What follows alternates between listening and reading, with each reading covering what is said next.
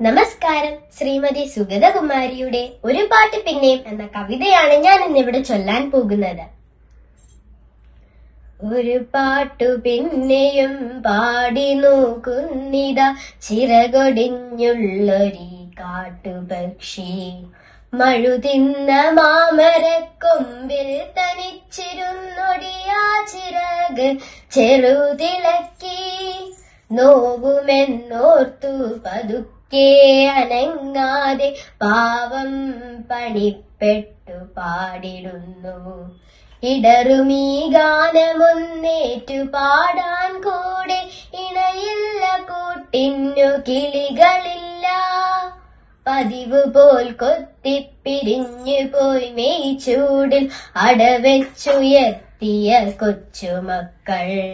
ആർക്കുമല്ലാതെ വെളിച്ചവും ഗാനവും കാറ്റും മനസ്സിൽ കുടിയിരുത്തി. വരവായൊരന്തിയെ കണ്ണാലൊഴിഞ്ഞുകൊണ്ടൊരു കൊച്ചുരാപ്പൂവുണർന്ന നേരം ഒരു പാട്ടുകൂടി പതുക്കെ മൂളുന്നിതാ ചിറകൊടിഞ്ഞുള്ളൊരീ കാട്ടുപക്ഷി. ഇരുളിൽ തിളങ്ങുമീ പാട്ടു കേൾക്കാൻ കൂടെ മരമുണ്ട്, മഴയുണ്ട്, കുളിരുമുണ്ട്, നിഴലുണ്ട്, പുഴയുണ്ട്, തലയാട്ടുവാൻ താഴെ വഴിമരച്ചോട്ടിലെ പുല്ലുമുണ്ട്. ആരുമില്ലെങ്കിലെന്തായിരം കൊമ്പത്ത് താരുകളുണ്ട്, താരങ്ങളുണ്ട്. അപ്പാട്ടിലാഹ്ലാദത്തേനുണ്ട്, കനിവഴും സ്വപ്നങ്ങളുണ്ട്, കണ്ണീരുമുണ്ട്.